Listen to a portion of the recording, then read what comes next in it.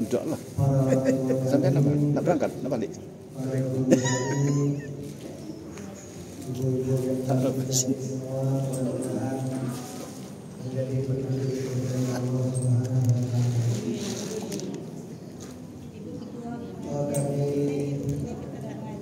Kami haturkan salam takzim, salam hormat kami kepada Ibu Ketua. Perkenalkan, kami muridnya Ibu Masdar.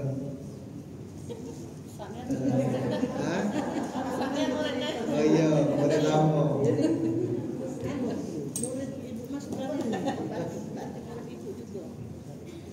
Murid Masdar.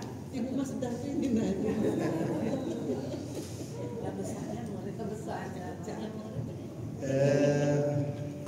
Kami murid beliau ya. Beliau orang yang baik, jadi kita harus belajar dari orang-orang yang baik. Mari kita awali rasa syukur kita bersama dengan mengucapkan Alhamdulillahirabbil alamin. Mudah-mudahan dengan kita bersyukur, Allah tambahkan nikmat dan Allah jauhkan segala musibah yang mungkin akan menimpa dalam kehidupan kita. Salawat beriring salam kita peruntukkan kepada junjungan kita Nabi Muhammad sallallahu alaihi wasallam. Dengan bersama kita mengucapkan Allahumma salli ala sayyidina Muhammad wa ala ali sayyidina Muhammad. Mudah-mudahan dengan kita bersolawat, kita dan keluarga kita akan mendapatkan syafaat dari baginda Rasulullah sallallahu alaihi wasallam. Ibu dan bapak yang kami muliakan, karena ada sebagian bapak ikut nimbrung, mari untuk mendapatkan barokahnya bersama kita membaca surah Al-Fatihah. Kita hadiahkan kepada penulis kitab Matan Nabi Syuja atau juga yang dikenal dengan Al-Ghayah wa Taqrib, yang telah wafat pada tahun 593 Hijriah.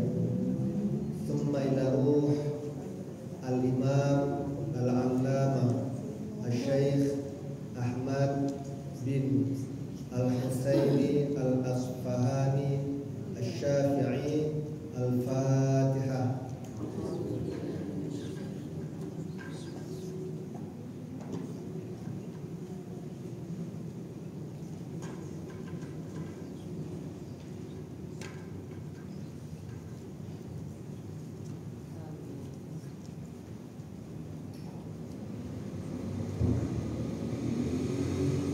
Ibu dan Bapak kami muliakan, masih melanjutkan materi 2 bulan yang lalu.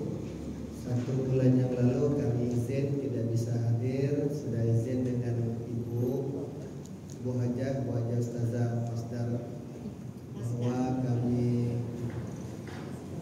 tidak berada di Palembang ya.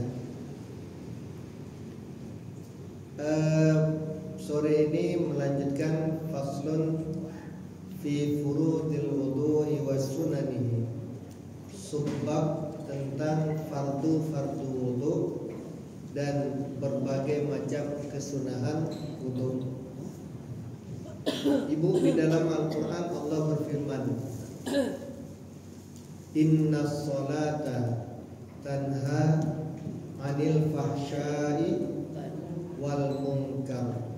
Ada yang tahu artinya Ibu? Yang tahu saya kasih hadiah berangkat umroh bayar dulu. Inna sholata, sesungguhnya sholat, tanha, mencegah pelaku sholat, anil fahsya, dari perbuatan keji, wal munkar, dan perbuatan munkar, perbuatan dosa. Seyogianya orang yang rajin sholat pasti tidak berbuat keji dan mungkar, tidak berbuat perbuatan yang salah, maupun perbuatan dosa seyogyanya. Semestinya praktek di lapangan ternyata banyak orang yang sholatnya rajin, ditambah sholat sunat qobliyah, ba'diyah, ditambah dengan sholat duha, hajat, kadang malam-malam bangun tahajud.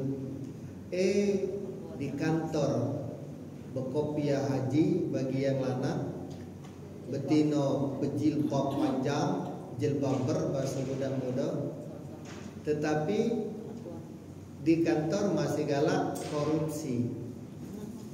Bahasa Cinanya nyepai, nyepai ke barang, nyepai ke duit, nyepai ke barang. Padahal dia sholatnya rajin, ibadahnya rajin, tapi masih galak berbuat korupsi.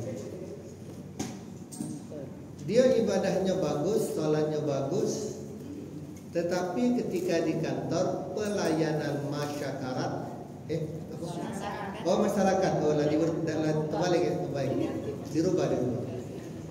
Ketika seseorang bekerja di pelayanan masyarakat, di pelayanan masyarakat yang intinya antara dia dengan masyarakat itu saling berhubungan, urusan pembuatan ini, pembuatan itu dan seterusnya, silakan ibu tafsirkan sendiri ya, karena ini live dan mak. Jadi kalau ada duitnya baru dilayani. Ketika katik duit, berkas kita hilang. Ditanya, oh ya minggu depan ditanya mana? No, belum. Minggu depan, tak tahu mana berkas kamu hilang. Padahal tempat kita ngurus, bapak itu atau ibu itu ahli ibadah. Pertanyaan saya, kenapa orang-orang yang rajin ibadah tapi mohon maaf rajin juga, kalau dia pegawai di kantor tanpa layanan masyarakat hobi korupsi, kalau dia pegawai di kantor urusan dengan kemasyarakatan ada uang abang disayang, tak ada uang urusan tak selesai. Nah, kenapa seperti itu, Bu? Sebelum masuk materi, kenapa bisa seperti itu, Ibu?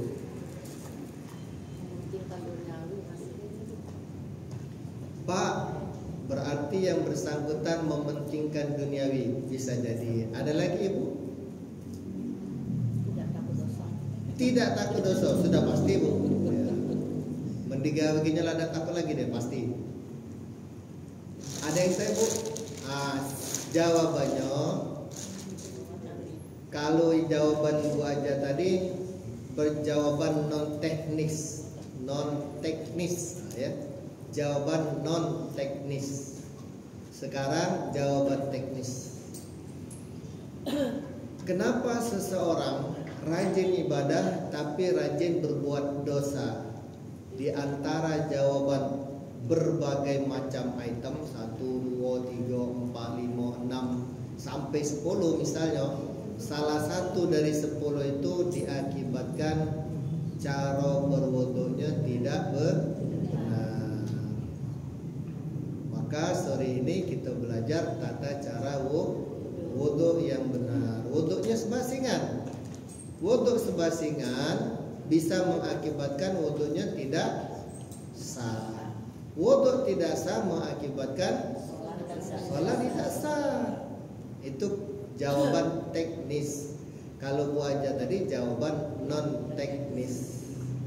Tidak takut dosa, apalagi mementingkan kepentingan pribadi dan sebagainya, biar cepat kayo, biar gancang kayo, itu jawaban non teknis. Nah, sekarang jawaban teknisnya di antara sekian 10 item mungkin cara berwudunya tidak benar.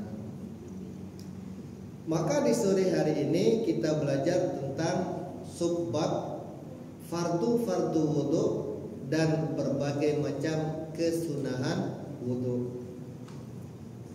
Kalimatnya wa furudul wudu'i sittatu asya. Fardu wudu itu ada 6 macam. Fardu, rukun. Rukun itu sesuatu yang harus, namanya fardu, wajib. Ketika rukun ini tidak dilaksanakan, maka wudunya tidak sah. Wudu tidak sah, sholatnya pun tidak sah. Jadi wajar kalau sudah wudu tidak sah, sholat tidak sah, maka orang itu gemar melakukan perbuatan dosa, wajar. Ya, Pak, apakah hanya wudu saja? Tidak, pasti banyak. Akumulasi dari ketidakbagusan itu maka membentuk diri dia seperti itu. Ini salah satu item dari berbagai macam item itu. Apa saja fardu wudu itu? Yang pertama, an-niyatu inda ghuslil wajhi. Nomor 1 adalah niat. Segala amal ibadah seluruh tanpa terkecuali, yang namanya amal ibadah pasti diawali dari niat. Mohon maaf, ibu sambung rumah nak buat anak juga harus ada niat. Nak berpuasa niat, nak umroh niat, nak haji niat, seluruh ibadah itu niat. Pak, kami duduk sore ini, apakah harus ada niat? Ada niat. Nama mana Pak, kami berpuluh tahun tak pernah berniat, duduk-duduk baik. Ada pertanyaan seperti itu? Pak, kami setiap tahun, setiap hari Rebu, berminggu-minggu, berbulan, bertahun duduk sini, tidak pernah niat. Apa kami harus berniat? Harus berniat agar ibu dapat pahala. Kalau tidak berniat, tidak dapat pahala. Mana niat kami, Pak? Boleh dalam hati. Niat itu, konsep atau rumus niat itu di dalam hati. Lafaz itu sunnat menurut mazhab Imam Syafi'i. Yang kita baca sholli fardhul maghribi, itu lafaz, ucapan. Ucapan itu sunnah,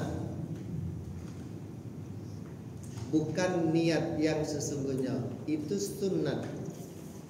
Makanya dalam sholat terdiri dari 3 rukun, pengkerucutan dari 13 rukun. 1 rukun qalbi, 2 rukun qauli, 3 rukun fi'li. 1 rukun qalbi, hati, hanya 1, yaitu niat.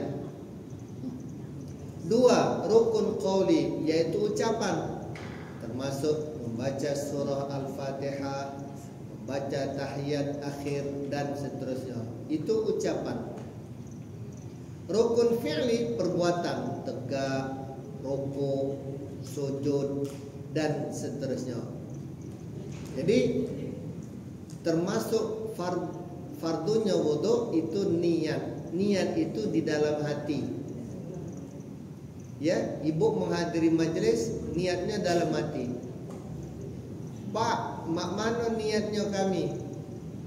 Tidak bisa bahasa Arab, bahasa Indonesia saja. Di antara niat bahasa kita, aku berniat iktikaf di masjid ini karena Allah Ta'ala. Bahasa Arabnya, nawaitul i'tikafa fi hadzal masjid lillahi ta'ala. Saya ulangi, nawaitul i'tikafa fi hadzal masjid lillahi ta'ala. Aku berniat i'tikaf di masjid ini. Di masjid ini karena Allah Ta'ala. Dalam hati. Maka ketika ibu sudah berniat seperti itu, insya Allah bernilai ibadah. termasuk niat mengambil wudhu. Dalil keumumannya innamal a'malu binniyat. Sesungguhnya seluruh perbuatan itu bergantung kepada niatnya. Nah, niat ngambil wudhu itu kapan? Apa saat nyuci tangan? Atau saat kumur-kumur? Atau saat nyuci kaki baru berniat? Ada yang tahu ibu? Sebelum nyuci tangan? Hah?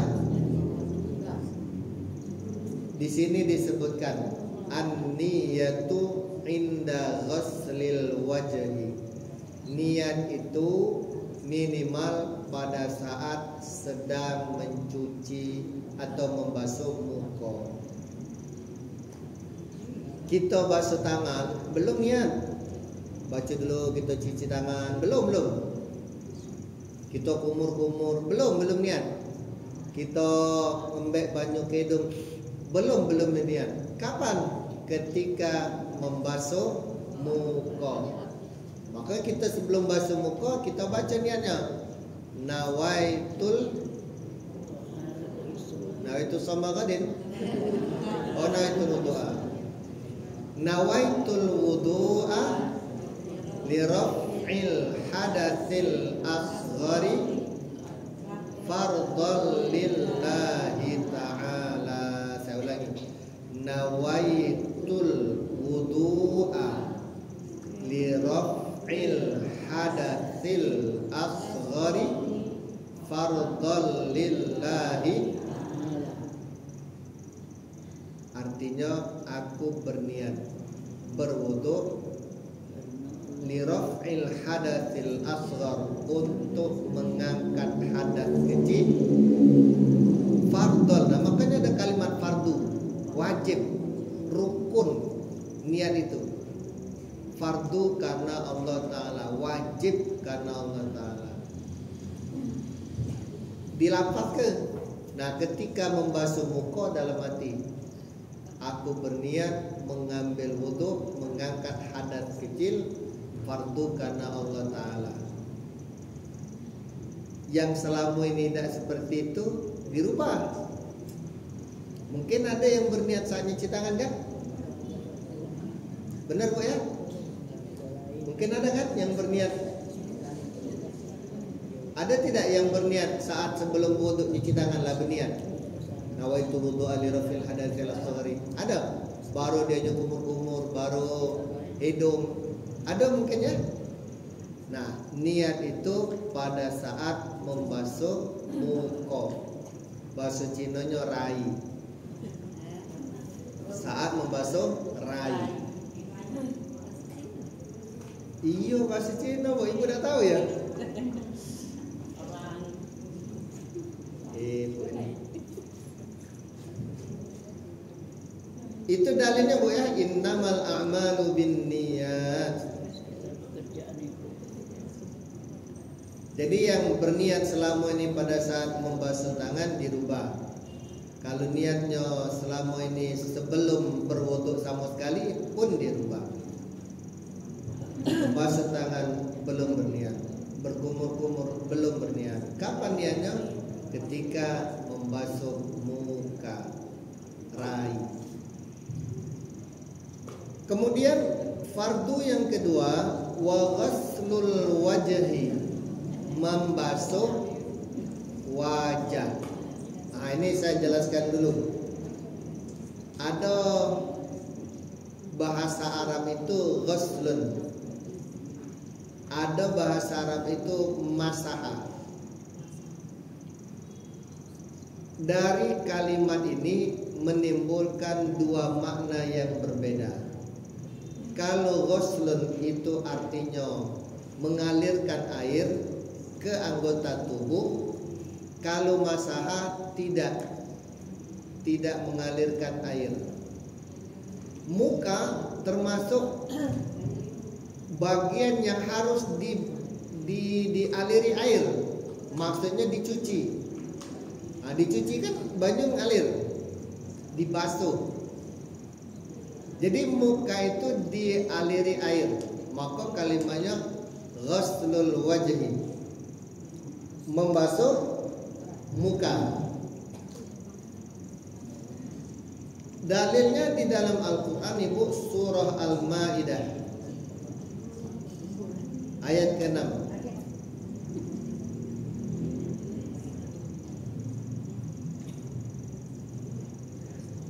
Faghsilu wujuhakum, basuhlah muka kalian, dibasuh, bukan dilap-lap, dibasuh, dibasahi. Nanti ada bagian yang tidak dibasahi, muka dibasahi. Kemudian yang berikutnya, yang ketiga, wa ghaslul yadaini ma'al mirfaqaini, membasuh kedua tangan beserta al mirfaqaini, kedua siku. Jadi ini wajib dibasahi, dibasuh. Ini siku wajib. Ibu yang pakai baju panjang ketika di Mekah, di Madinah, ibu ada larangan ihram, itu dilarang menampakkan aurat.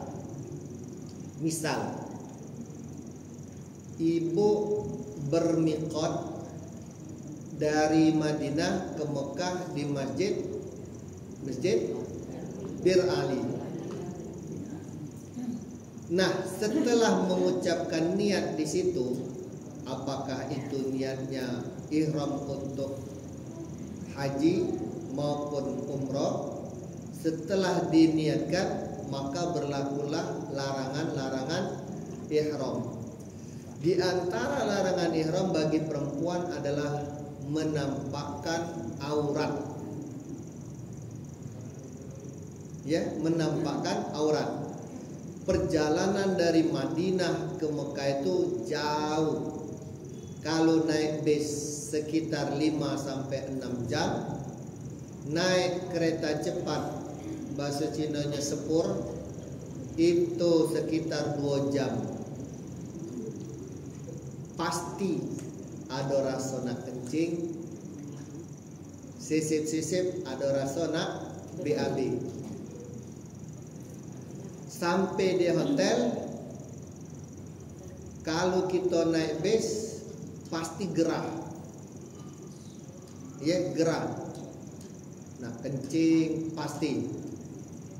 Nah, dampak dari kencing itu artinya batal wudu. Kita nak berwudu, maka ibu dilarang menampakkan aurat.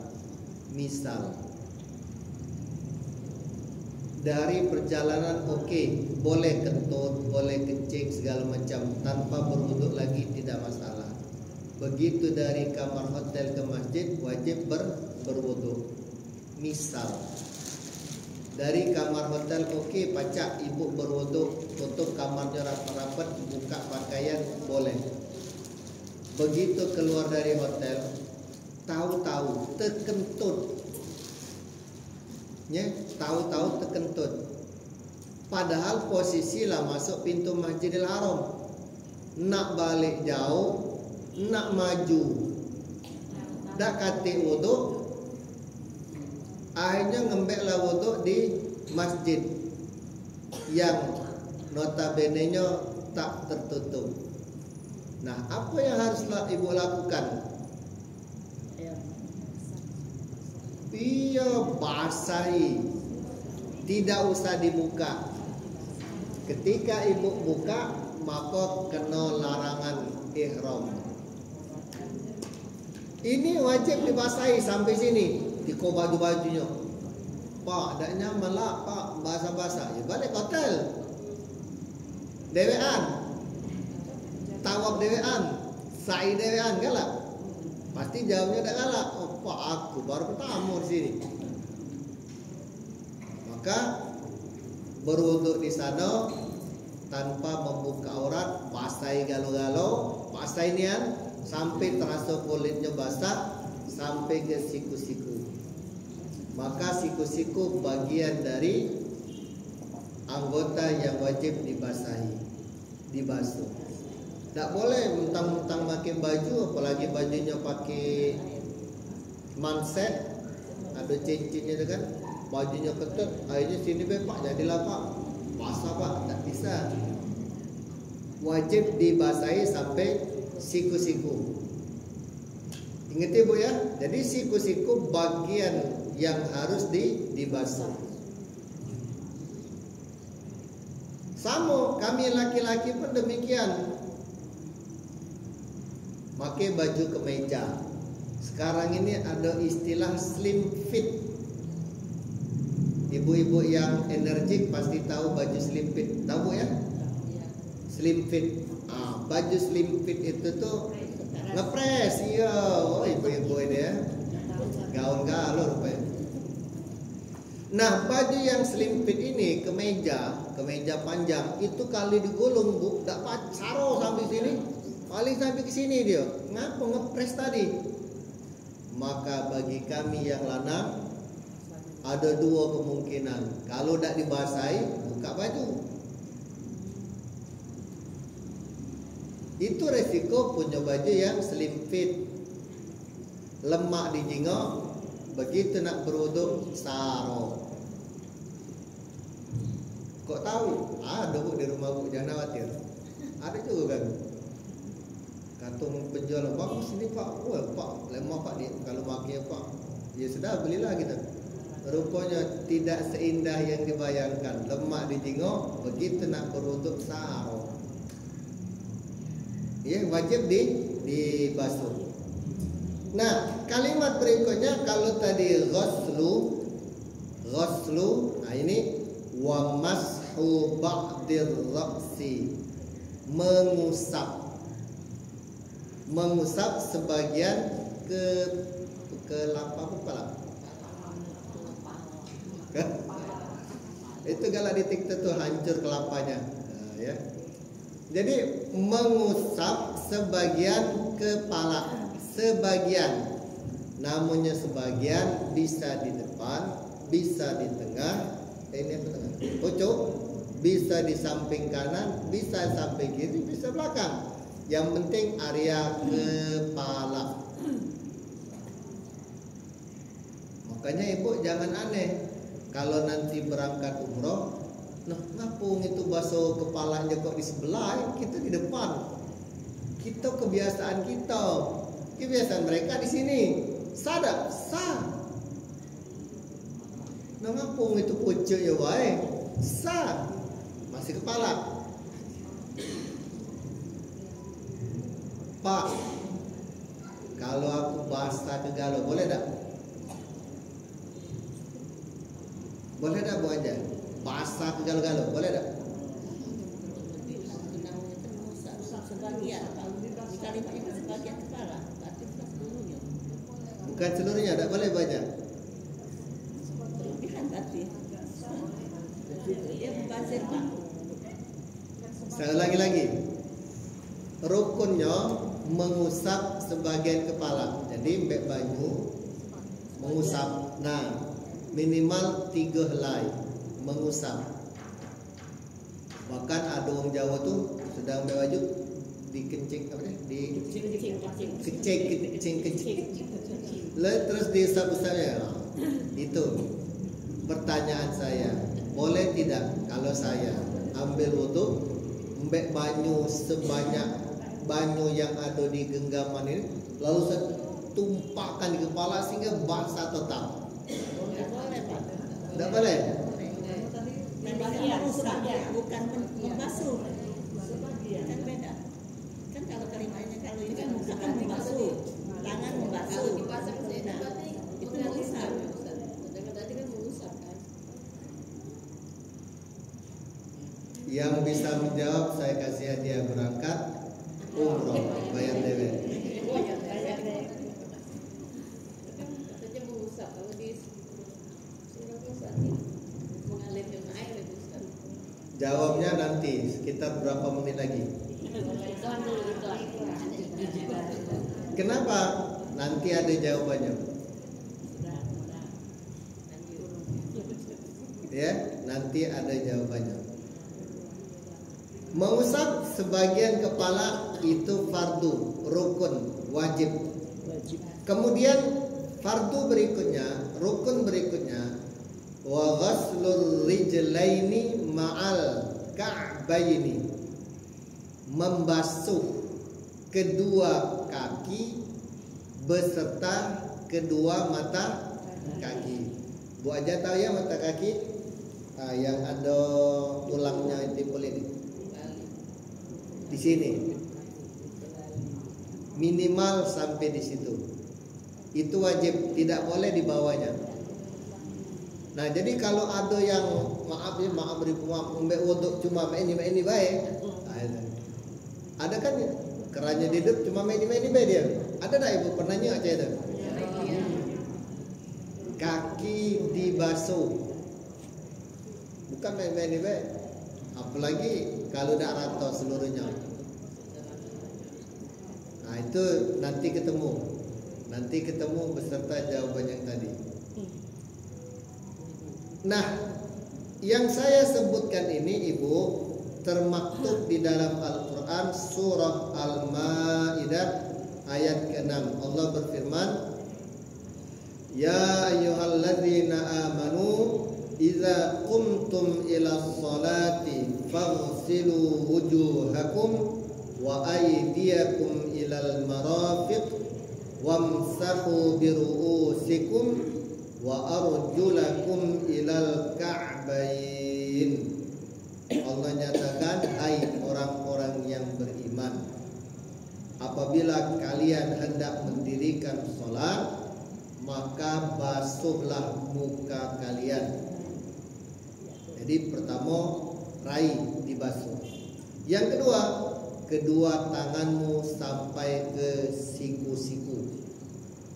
Kemudian kalimatnya tadi faghsilu wamsahu biru'usikum, dan usaplah kepala kalian dan basuhlah kaki kalian sampai ke mata kaki. Maka ayat ini menjadi dalil fardunya wudu. Dan yang keenam, wattartibu ala ma dzakarna. Yang keenam itu keumuman pada akhir-akhir rukun, yaitu tertib. Rukun sholat pasti ujungnya tertib. Rukun wudu pasti ujungnya tertib. Bu aja tinggal di Jakarta, Bu aja, Bu Ketua ya. Masih pacak bahasa Palembang ya? Palembang ini Pak. Hah? Jakarta Palembang. Dah, kami kan ngomong banyak bahasa Palembang. Kaget lah dah tahu lagi bahasa Palembang. Hah? Serius? Masih pacak Bu aja bahasa Palembang ya? Masih pacak ya. Kami agak saro kalau ngomong bahasa Indonesia total. Dan berarti kami tidak cocok tinggal Jakarta. Tinggal di sinilah, berarti Palembang sinilah ya. Siapa yang kuat tinggal di Jakarta dia hebat. Kami tidak hebat. Iya. Hah?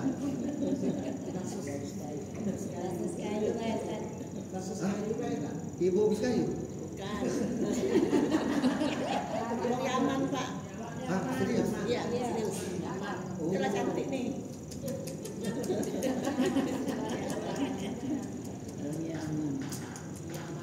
Yaman itu bahasa Arab, artinya kanan. Berarti orang yang asalnya dari Yaman insya Allah masuk surga. Amin. Ya. Nah, kita tidak jelas Yaman bukan. Abu-abu kita ya. Iya. Doa kami Bu Aja ya, biar kami sehat Cak Bu Aja ya. Doa ke kami kalau kita dianjurkan untuk sering-sering banyak-banyak minta doa dari siapapun. Kita tidak tahu doa dari siapa, doa itu dikabulkan. Umar bin Khattab yang sudah pasti masuk surga, dijamin, lagi disuruh Nabi minta berdoa, minta doakan dengan pemuda yang tidak kenal namanya Uwais al-Qarni. Kata Rasul, singkat cerita, Umar kaget kalau kamu pergi ke Yaman. Yaman cerita ni, cari pemuda namanya Uwais Al-Qarni, minta doa dari beliau. Jadi kita banyak-banyak minta doa. Dari kami Bu Haja ya. Siapa tahu doa dari Bu Haja dikabulkan oleh Allah Ta'ala. Ada yang nak ditanya Ibu tentang fardu wudu sebelum saya lanjutkan? Kalau bisa kami jawab, tidak bisa ada Ibu Ketua. Pak, kuping mana? Belum. Itu bukan fardu wudu, bukan. Bukan fardu wudu. Artinya Ibu, maaf ya. Kalau banyu sedikit, nah, bukan kami nak minum banyu, bukan. Misalnya ada banyu ukuran cangkir, cukup tak untuk berwuduk dengan cikok banyu cangkir itu? Cukup. Ngapo? Karena yang dibasuh yang wajib-wajibnya baik. Dan sekali baik. Kalau 3 kali tak cukup. Sebabnya pernah kami cuba, nah ternyata cukup nah memang. Iya, kami cuba macam tu. Tapi ya nak profesional, nak hati-hati. Begitu tertuang banyak habis. Ya, koping itu bukan fardu wudu. Ada lagi? Yang wudhunya kan ada yang dari ujung sini kampus sini, tapi ada yang dari sini kaki juga kan, ada yang dari sini, ada yang dari atas. Oh ya, siap. Pak, yang mana yang benar ini? Dari sini ke sini, dari atas ke bawah, apa dari bawah ke atas? Ini bawahnya punya?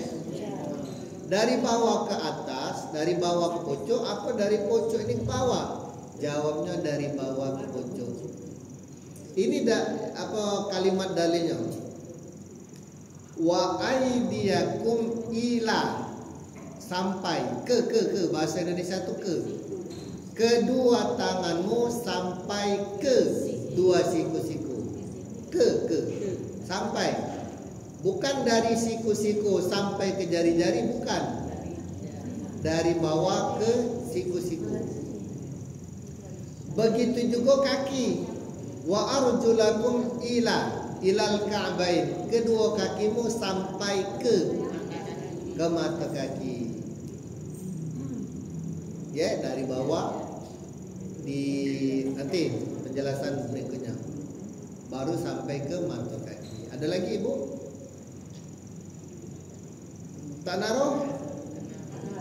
Tak naruh.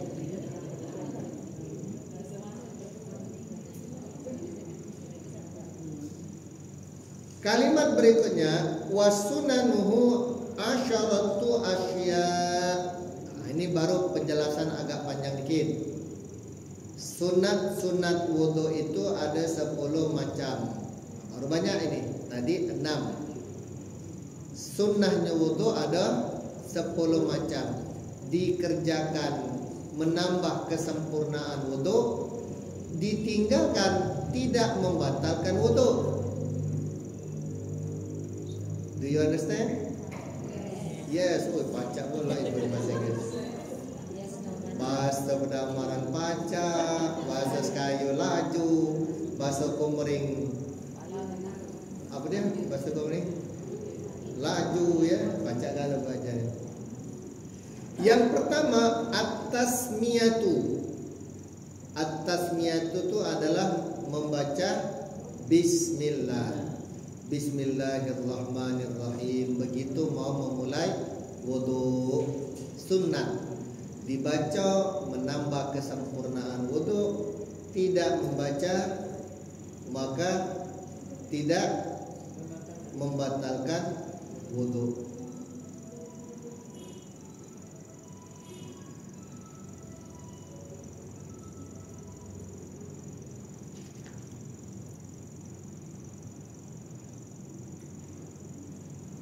Saya bacakan beberapa dalil Ibu ya.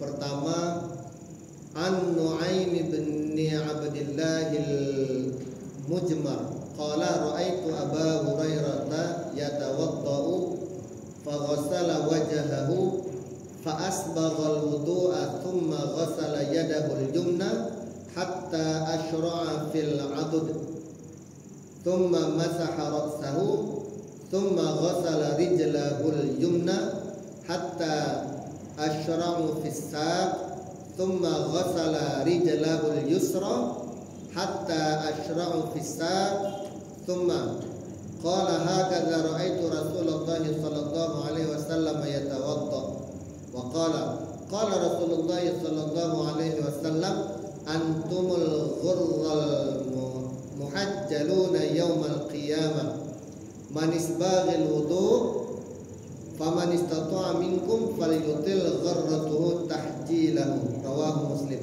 Hadis yang diriwayatkan oleh Imam Muslim menyebutkan dari Nu'aim bin Abdullah al-Mujmar, beliau berkata, saya melihat Abu Hurairah berwudu, maka beliau membasuh mukanya, lalu membasuh kedua tangannya, membasuh tangannya yang kanan sampai sampainya Bu ya, sampai ke lengan atas. Ini lengan ya, sampai lengan atas. Kemudian membasuh tangan kirinya, tsumma yadahul yusra, sama sampai ke lengan atas kirinya. Kemudian mengusap kepalanya, kemudian membasuh kakinya yang kanan sampai ke betis. Betis itu ini Bu ya, ini pukang ya. Nah, betis sampai ke betis ini. Kemudian membasuh kakinya yang kiri sampai ke betis sebelah kiri. Lalu Abu Hurairah berkata, demikianlah saya melihat Rasulullah Sallallahu Alaihi Wasallam berwudu. Sabda Rasul, siapa yang melakukan hal demikian tadi, yang lebih-lebih tadi kan tangan sampai siku-siku, oleh Abu Hurairah dilebihkannya sampai sini, sampai lengan. Tadi kan mata kaki, dilebihkannya sampai betis. Di akhirat kaget ada istilahnya ghurral muhajjalun. Di akhirat kaget, apa itu ghurral muhajjalun? Kelebihan-kelebihan yang kita bahas tadi, yang ngomongan Bu Aja tadi, kelebihan-kelebihan yang kita bahas termasuk kepala seluruhnya kan lebih, mestinya batasnya sini kita lebih ke sini, yang semestinya mata kaki itu lebih ke, yang lebih-lebih itu namanya ghurral muhajjalun. Pak, apa ada di hadis yang lain sahabat bertanya, ya Rasul, apa itu ghurral muhajjalun? Pernah ada ibu nyingok kuda yang warna hitam, terus ada putih-putihnya di kakinya terang. Dikit, tidak banyak putihnya, mungkin di bagian ya putihnya ya.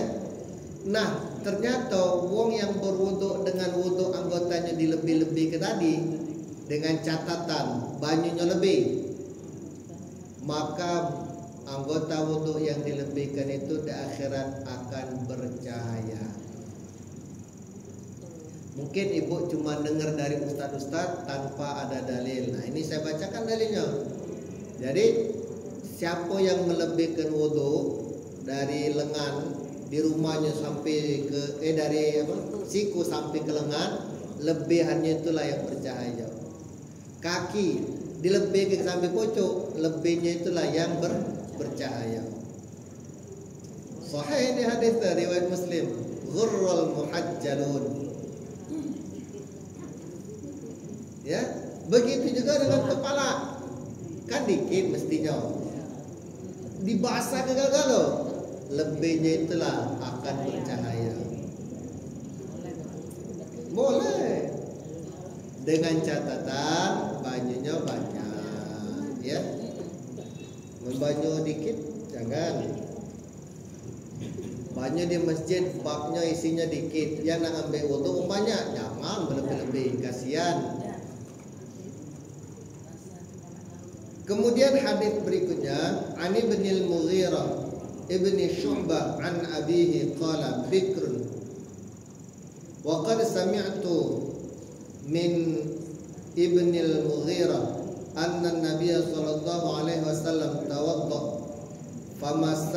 binasiyatihi wa 'ala al-imamah wa 'ala al-khuffaini, rawahu Muslim. Dari Ibnu Mughirah bin Syu'bah dari ayahnya berkata, Bakar, saya mendengar dari Ibnu Mughirah, sesungguhnya Nabi SAW berwudu, beliau mengusap ubun-ubunnya. Ubun itu yang ini apa gini, Bu? Ini ya? Nah, apa ini di sini? Ini ada di sini mana nih? Ini gede.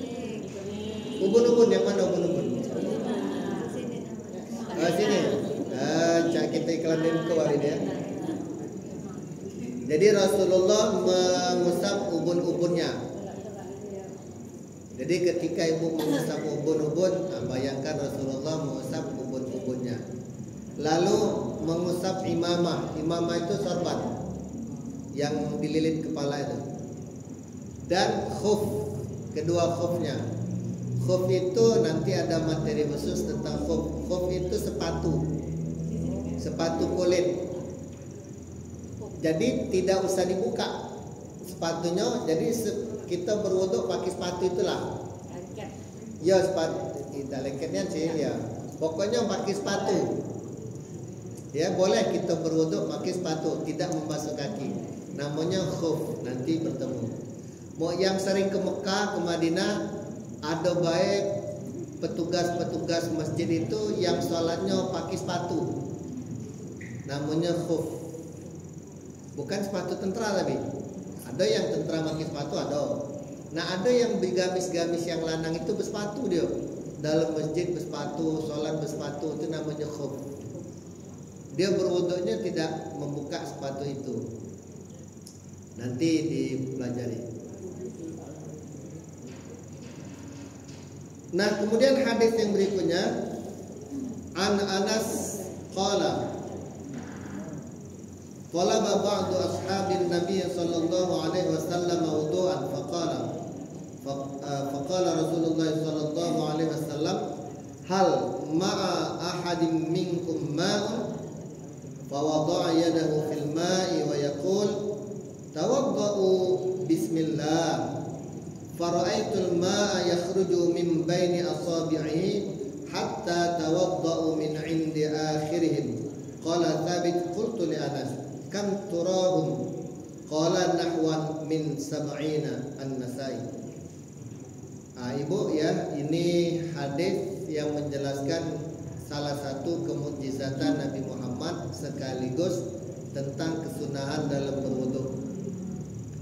Disebutkan dari Anas, beliau berkata ketika itu sebagian sahabat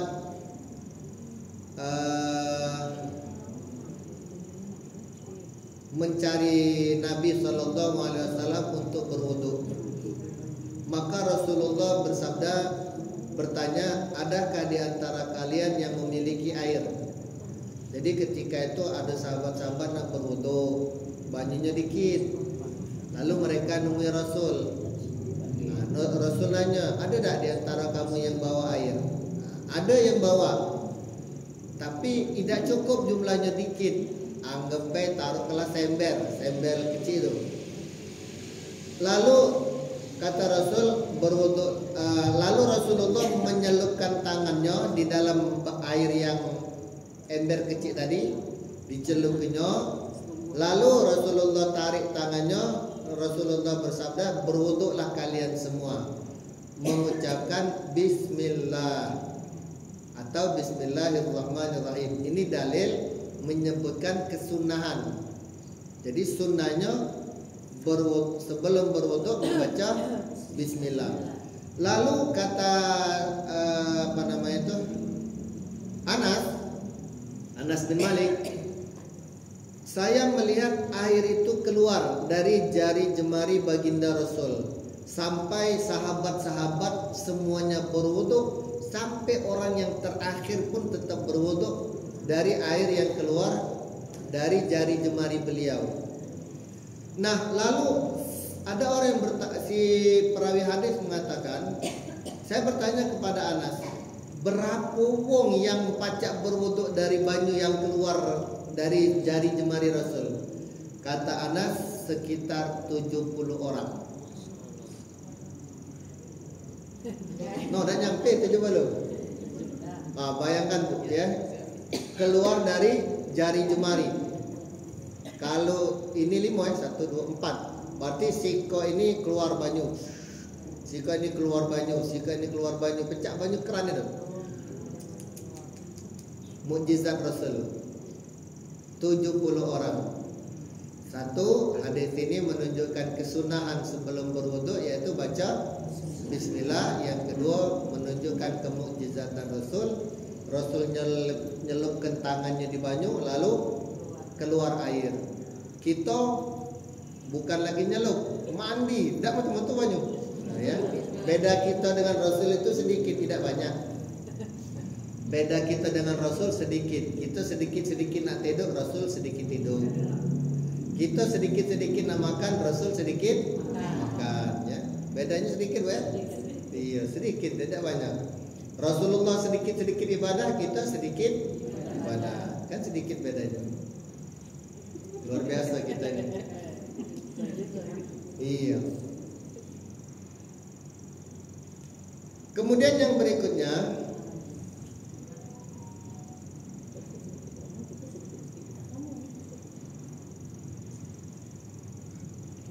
kesunahan berikutnya adalah wa ghuslul kaffaini qabla idkhalihimal ina. Kitab ini dibuat waktu PDAM belum ada. Saya ulangi. Kitab ini dibuat ketika, kalau ini cetakannya baru.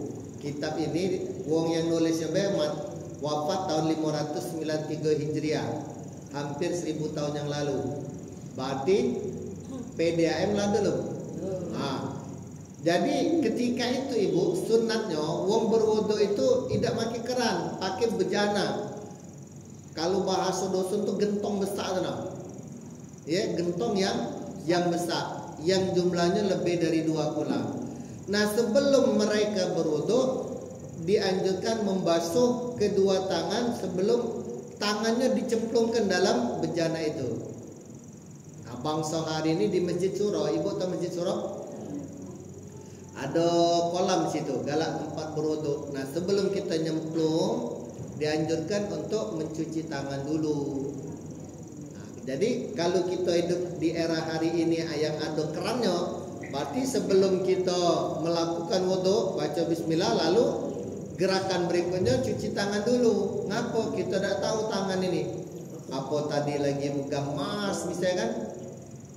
Betul kan banyak emas buat aja ketinggalan. Tiap hari megang emas, nah maka kita bersihkan dulu. Ya, ibu-ibu yang lain biasa megang berlian-berlian ya. Jadi bekas-bekas berlian itu cuci dulu. Ya, Bu aja biasa megang duit, caknya rai-rai sering hitung duit ini. Bersihkan dulu tangannya. Nah, itu bedanya di zaman itu sebelum mencemplungkan tangannya ke dalam bejana dibasuh dulu. Hari ini karena ada keran, sebelum kita melakukan gerakan wudhu yang lain cuci tangan. Di dalam sebuah hadis disebutkan syahidtu Amr bin Abi Hasan sa'ala Abdullah bin Zaid an wudu'in Nabi sallallahu alaihi wasallam fada'a bitawrin mimma fatawadda'u lahum wudu'an Nabi sallallahu alaihi wasallam. Wudu'an Nabi sallallahu alaihi wasallam. Fa'ala yadayhi minat tawur fa ghasala yadayhi thalathan thumma adkhala yadahu fit tawri famadmada wastanshaqqa wastanthara thalatha ghurfatin thumma adkhala yadahu fa ghasala wajhahu thalathan thumma adkhala yadahu fa ghasala yadayhi marratayn ila al-mirfaqayn marratayn ثم أدخل يده فمسح رأسه فأقبل بهما وأدبر مرة واحدة ثم غسل رجليه إلى الكعبين رواه البخاري.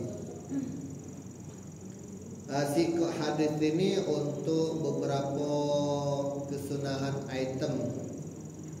Yang pertama adalah membasuh membasuh kedua telapak tangan. Disebutkan saya menyaksikan Amr bin Abi Hasan bertanya kepada Abdullah bin Zaid tentang bagaimana cara wuduknya baginda Rasul. Lalu Abdullah bin Zaid ini meminta untuk diambilkan bejana kecil yang ada airnya, lalu beliau berwuduk untuk menunjukkan kepada mereka bagaimana berwuduknya Rasul. Yang dilakukan oleh beliau adalah beliau membasuh kedua telapak tangannya, ya, melalui bejana kecil itu sebanyak 3 kali. Nah, baru beliau memasukkan tangannya di dalam bejana itu. Nah, ini dalil kesunahan sebelum berwuduk mencuci tangan. Kemudian kesunahan berikutnya wal madmadah, berkumur-kumur.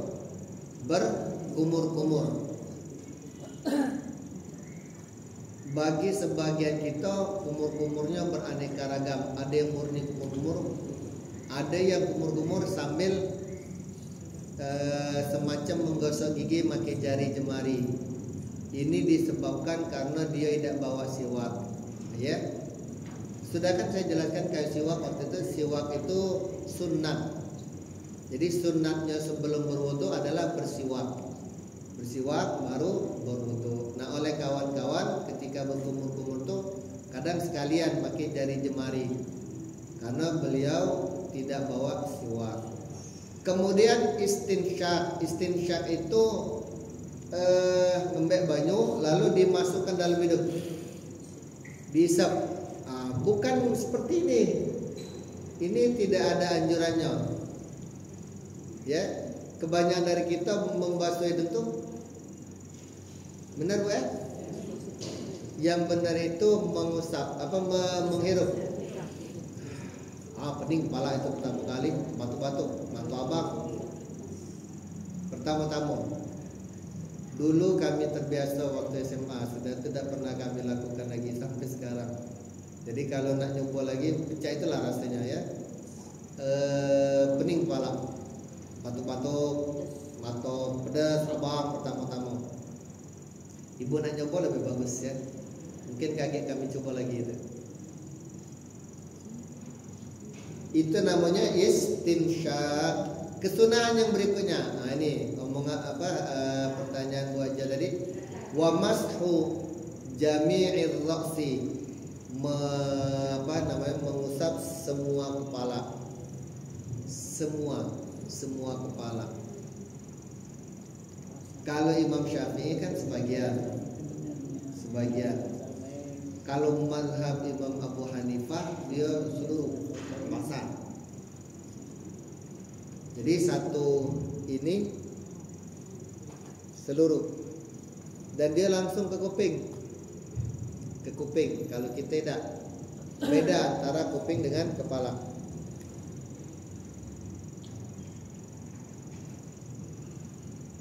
Ini dalilnya tadi. Kami lanjutkan terjemahan dalilnya. Setelah membasuh kedua tangan, berkumur-kumur, istinsyak, masukkan air ke dalam hidung, lalu mengeluarkannya sebanyak 3 kali. Maka 3 kali pun nanti menjadi kesunahan. Kemudian memasukkan tangannya, membasuh mukanya 3 kali. Kemudian memasukkan tangannya, ngambil air maksudnya ke dalam bejana, lalu membasuh kedua tangannya. Di hadis ini 2 kali, membasuh kedua tangannya 2 kali sampai ke 2 siku-siku sebanyak 2 kali, lalu memasukkan tangannya, mengusap kepalanya.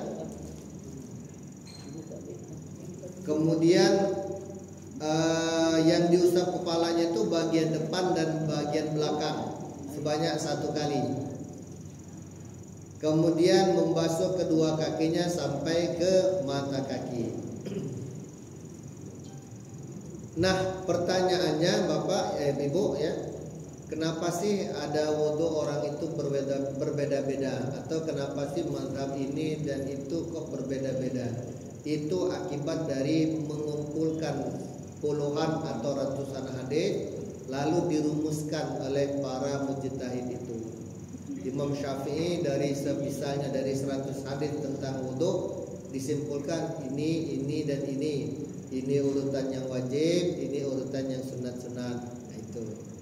Jadi kalau yang paling tua Imam Abu Hanifah itu paling tua, gurunya Imam Maliki. Imam Abu Hanifah menyimpulkan seperti ini. Maka kegiatan wudhu itu menurut beliau ini. Nanti muridnya namanya Imam Maliki, mazhab Imam Malik, menyimpulkan kegiatan wudhu itu seperti ini dari 100 hadis itu. Imam Syafi'i selaku murid dari Imam Malik menyimpulkan beda lagi. Nah, Imam Hambali selaku murid dari Imam Syafi'i menyimpulkan beda lagi. Jadi keempat mazhab ini antara guru dan murid. Yang paling tua Imam Abu Hanifah, punya murid Imam Maliki.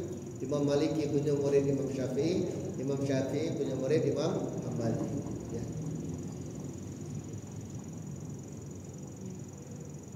Kemudian yang berikutnya Ibu, wa mashul udhunaini dhahirihima wa batinihima bima'in jadid, dan mengusap kedua telinganya, bagian luar dan bagian dalamnya dengan air yang baru. Kalau mazhab Imam Abu Hanifah tidak. Nah, nanti ibu-ibu yang mau berangkat umroh perhatikan ya, Bu Aja Mas Daria ya. Nanti kalau ada jemaah yang mau berangkat umroh, arahkan mereka mengikuti mazhab selain Imam Syafi'i.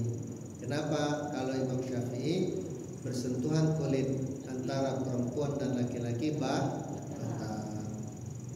Maka kita bertaklid mengikuti mazhab selain beliau, contohnya mazhab Imam Abu Hanifah. Bagaimana mazhab Imam Abu Hanifah? Bersentuhan kulit laki-laki dan perempuan tidak batal. Pasti bersentuhan, khususnya saat tawaf, rami manusia. Kalau sudah mengikuti mazhab Imam Abu Hanifah, maka wudhunya berbeda, maka sholatnya pun berbeda.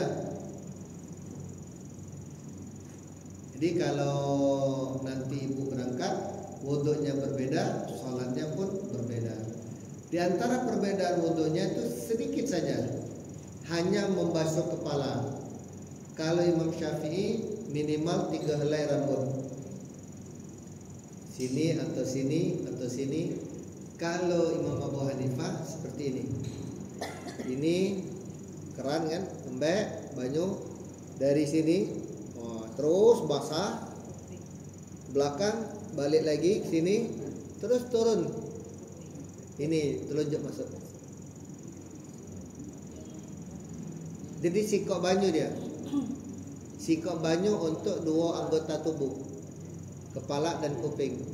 Saya lagi sudah ngambil banyu ini sampai ke belakang, balik lagi, turun, langsung. Bukan main-main nih. Ada hadisnya nanti. Telunjuk di dalam. Ya. Nah, kalau sudah seperti itu, maka bersentuhan kulit antara laki-laki dan perempuan tidak batal ya. Tapi jangan pula mentang-mentang tidak batal, kita lanang yang masih muda nih sengaja nak pegang-pegang tino. Jangan ya. Tetap jangan. Itu kita tuh berantisipasi, jangan sampai kita kalau kita tidak mengubah batal pasti, maka kita rubah. Maka sholatnya pun beda. Bedanya di mana? Bukan tata cara, bedanya cuma sedikit saja. Kalau untuk subuh pasti tidak kunut, itu sudah pasti. Untuk sholat maghrib, isya dan subuh, bedanya di mana? Siapapun yang jadi imam, bismillahnya tidak dikeraskan. Makanya ketika kita di Masjidil Haram, Masjid Nabawi, nah, apa imamnya tidak baca bismillah? Tetap baca, tapi tidak keras. Ya, pecah kita salat zuhur. Nah, dia baca tetap. Maka dia mulainya dari Alhamdulillahirabbil alamin dan seterusnya. Ayat ke-7 dia dibagi dua. Ghairil siratal ladzina an'amta 'alaihim. Stop situ dia. Mek nafas. Ghairil maghdubi 'alaihim sampai situ. Kenapa? Ayat ke-7 itu bagi mereka, ayat ke-6-nya dari siratal ladzina an'amta 'alaihim itu satu ayat. Ghairil maghdubi 'alaihim waladdallin itu ayat ke-7. Itu Bu aja ya. Al-Fatihah as-sab'ul masani 7 ayat yang berulang-ulang. Maka di situ letaknya. Ya. Jadi siapa pun yang jadi imam, misal saya jadi imam. Begitu saya di Madinah, di Mekah, ya seperti itu saya. Maghrib Isya subuhnya. Saya begini-begini imam Masjid Nabawi, saya begini-begini imam Masjid Haram untuk jemaah yang saya bawa, ya. Kan datang misalnya ke Mekah malam, wong lah sudah salat Isya itu. Jam 10 kan baru masuk, kadang jam 11. Nah, maka jemaah-jemaah saya yang imamnya jadilah ya. Mandi Tanjung pernah jadi imam Masjidil Haram, pernah ya, untuk jemaah yang saya bawa. Maka basmalahnya dikecilkan, mulainya dari Alhamdulillah dan seterusnya. Makanya ibu ya, saya kalau ada orang yang mau berangkat umroh, saya silakan mau ikut travel mana saja, terserah. Yang saya sedih itu kalau ketika dia berangkat yang membawanya bukan ustaz. Itu yang saya sedih. Sehingga rutinitas keagamaan penting dia jadi sedikit rusak atau mungkin rusak. Dan saya sering mendengarnya, ya Allah, kan sering berbarengan dengan travel-travel lain. Bukan ibu aja mesti nak ikut saya, tidak, siapapun asal dia ustaz silakan. Makanya kaget kalau nak berangkat siapa yang bawanya. Nah di situ ada dua ustaz. Satu ustaz yang dari Palembang yang kita sebut dengan TL atau tour leader. Atau yang kedua ustaz yang tinggal di sana namanya mutawif. Mutawif ini tidak seluruhnya ustaz ibu, bukan. Tapi hari ini semakin sini semakin banyak ustaz. Kalau dulu bukan. Jadi dulu kesukuan itu apa ya? Cak kita Palembang saling ngajak sesama Palembang. Kau mela aku ke Mekah. Jadi mutawif. Oi, kak aku ni dah ajak apa-apa. Ai dak apa bagi kau ajari. Nah, jadi seperti itu kalau dulu. Nah, sekarang sudah mulai alumni-alumni pesantren, sudah mulai alumni-alumni Timur Tengah yang jadi mutawif. Itu sudah semakin kesini semakin bagus. Tapi dulu awal-awalnya banyak, sering bertemu dalam hati kita, ustaz ini ya tak rusak rupanya, tidak ngerti. Itu aja. Nanti kalau berangkat tanya siapa pembimbingnya. Kalau pembimbingnya ustaz, berangkatlah tak apa-apa. Ya, artinya ibadah ibu aja itu terbimbing dengan lebih baik. Itu bu aja ya. Kemudian yang berikutnya,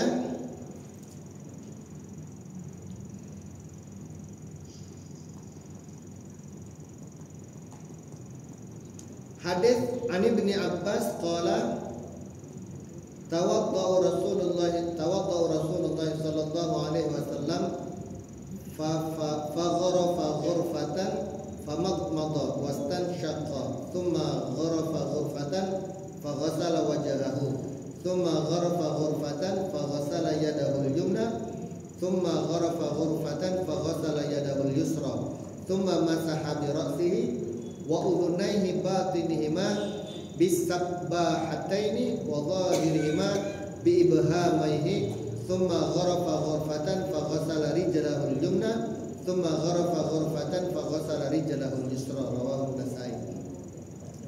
Dari Ibnu Abbas beliau berkata Rasulullah berwudu ngambil sebidu air, sedikit air untuk berkumur-kumur, lalu istinsyak, masukkan air itu ke hidung, lalu mengambil seciduk air membasuh muka beliau, kemudian mengambil seciduk air membasuh ke tangannya yang sebelah kanan, kemudian mengambil seciduk air membasuh tangannya yang kiri, kemudian mengusap kepalanya. Nah, berikutnya, dan kedua telinganya yang luar, yang dalam itu dengan telunjuknya, ya. Wa udhunaihi batinihima bisabbahataini. Jadi kedua telinga beliau itu yang bagian dalam dengan telunjuknya, dan bagian luar biibhamaihi dengan ibu jari. Jadi kalau ada yang main ini salah pasti. Telunjuknya bagian dalam, ibu jari, ini apa? Jempol ya? Jempol di sini.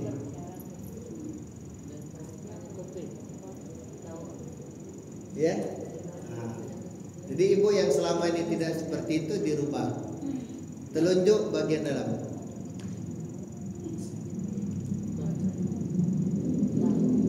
Jadi bukan tulisan-tulisan kitab dari hadis, ya.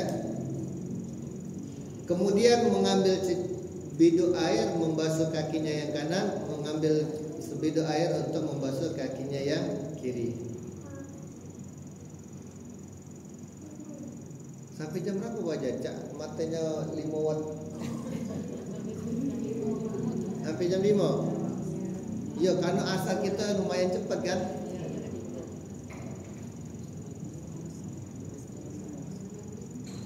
Kemudian hadis Abdullah bin Zaid fi sifati wudu'i Rasulillah sallallahu alaihi wasallam annahu tawadda'u famasaha udhunayhi bima'in ghairul ma'il ladzi masaha bihi ar-ra's.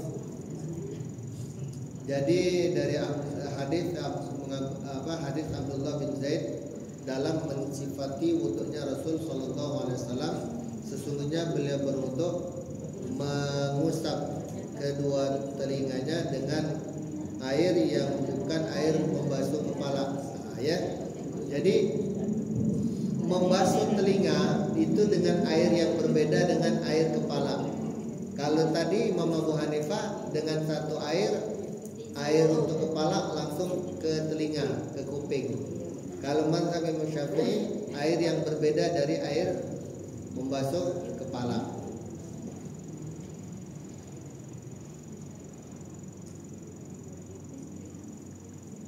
Kemudian yang berikutnya wa takhlilul lihyatil kathah. Kesunahan berikutnya adalah menyela-nyela jenggot yang lebat. Nah, siapa yang lanang menyela-nyela jenggot itu sunnah. Cak mana caranya? Dengarkan hadis dulu. Anas yani Ibnu Malik anna Rasulullah sallallahu alaihi wasallam kana idza tawaddaa akhadha kaffan min ma'in fa adkhala tahta hanakihi fa khallala bihi lihyatahu wa qala hakadha amarani rabbi azza wa jalla. Dari Anas, yakni Anas bin Malik, kata beliau, sesungguhnya Rasul sallallahu alaihi wasallam apabila beliau berwudu, beliau mengambil air di tangannya, kemudian memasukkan tangannya di bawah rahang. Ini rahang, Bu. Ini rahang apa ini rahang? Ini ya? Ini kan? Iya, di bawah rahang. Kemudian menyela-nyela jenggotnya. Menyela-nyela. Jadi di sini, bukan di sini. Nah. Ya, memasukkan tangannya di bawah rahang. Ini rahang kan? Apa ini rahang? Oh, ini rahang. Ya benar lah, di bawah ini kan, di bawah rahang. Nah, jenggot wajah kalau orang Arab yang lebat-lebat jenggotnya, jadi dimasukkan. Nah, Ya, menyela-nyela. Sabda Rasul, beginilah Allah menyuruh saya, memerintahkan saya. Jadi dari bawah, dari dalam.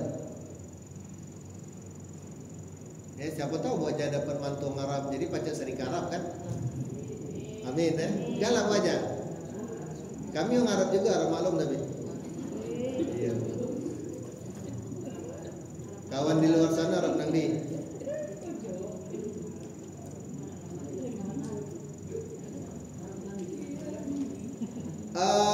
Ada juga potongan hadis yang sangat panjang, kami ringkas dari Laqit bin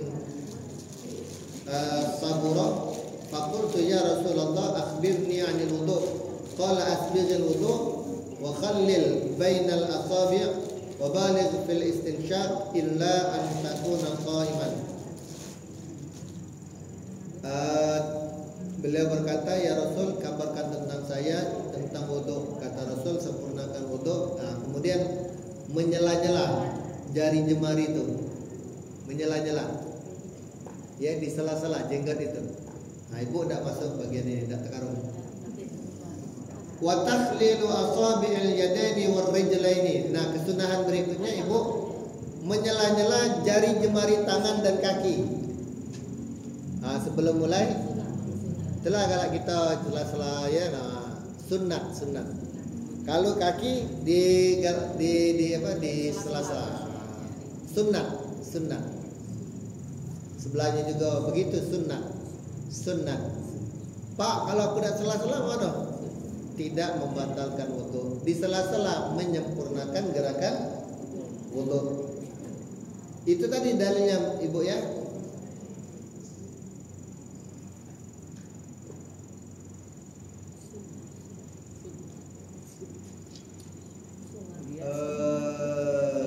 Banyak nih dalilnya yang kami ingin baca, tapi caknya bola banyak ini. Lah banyak. Caknya tak ada tumanina.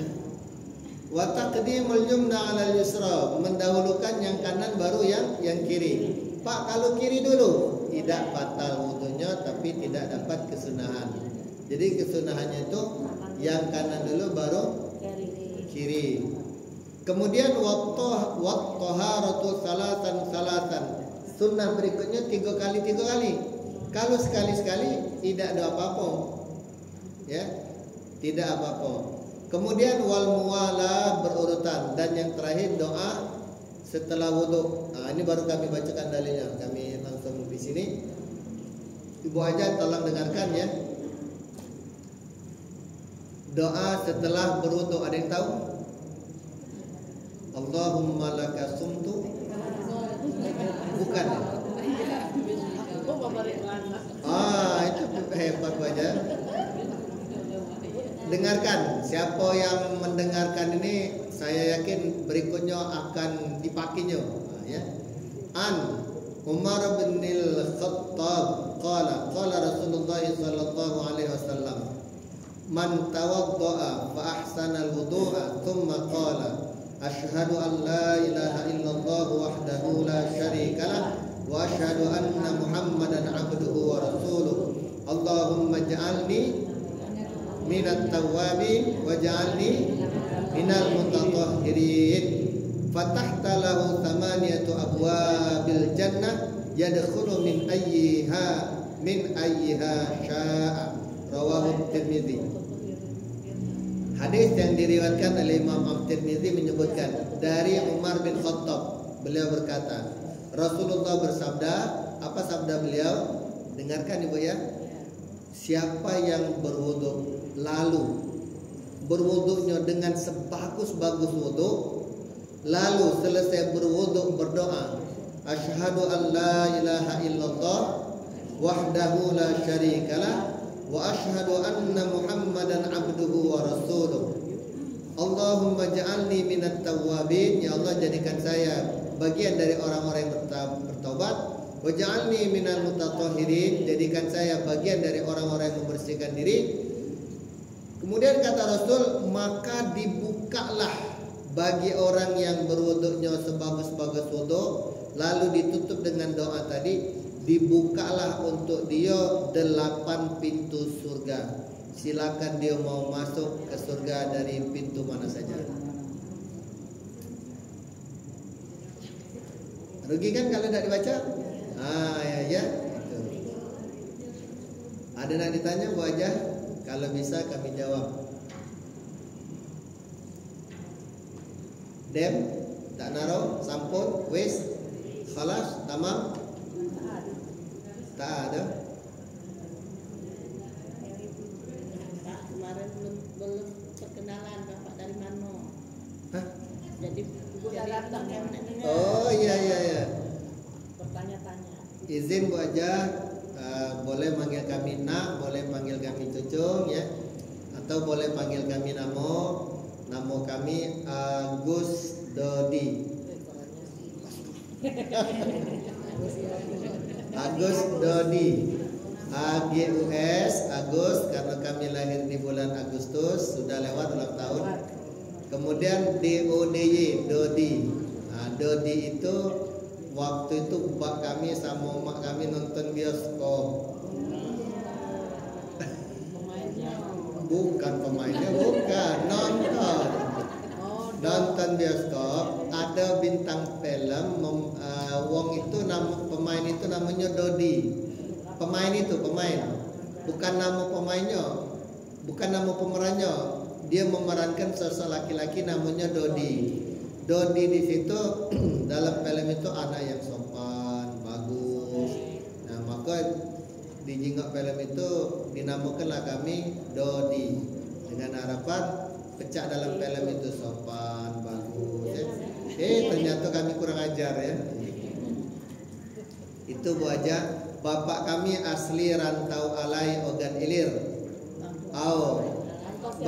Sama dengan Bu Hajah bahasa Ogan.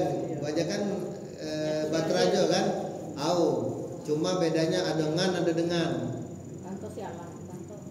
Rantau alai itu seberangan Cinta Manis, setelah Tanjung Raje. Tapi kami tidak pernah lahir dan tidak pernah besar di sana. Ya, asli bapak kami. Tapi adik-adik bak kami tidak baca bahasa Palembang, bahasa rantau alai terus. Jadi walaupun kami tidak pernah tinggal di dusun, sedikit-sedikit baca ya. Karena mana dia ngajak bahasa dusun terus. Tidak baca bahasa Palembang, awalnya sampai tertua lah umur 70 lebih bahasa dusun tu lah. Jadi pacaknya bahasa dusun dari beliau-beliau. Itu. Ibu kami orang Jawa Timur, Blitar. Tapi sejak kecil merantau ke Lampung, bertemu bak kami di Lampung, lalu sejak kami umur 2 tahun besar di Palembang, sampailah detik ini jadi wong Palembang.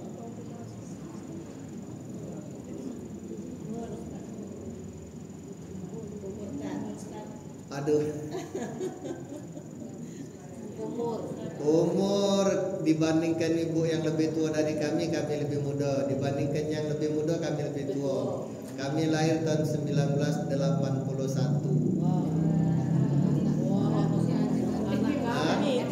Anak kan? Lahir tahun 81 bulan Agustus. Apa banyak? Hah? Benar-benar Bu. Ibu lahir tahun 81.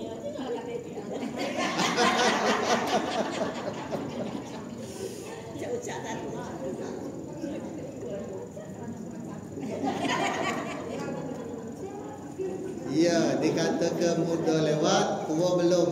Kira-kira itulah. Tapi kami kalahan rambut, banyak uban sudah. Banyaklah yang putih daripada hitam. Kalahan kami kalau di rambut. Ada lagi Bu Hajah? Bini baru siko. Ya. Menambah tidak, cuma kalau Allah nakdirkan terima ya. Menambah tidak ya. Bini siko, anak 3, yang besar SMA, yang nomor 2 SMP, yang nomor 3 SD. Ya. Ada lagi Bu Hajah? Dem ya? Kalau tidak ada, sebelum saya tutup, saya doakan ibu-ibu sehat semua, sehat selalu, banyak rezeki, dan ke depan diberikan rezeki untuk dapat menunaikan ibadah haji maupun umroh. Hari ini kita duduk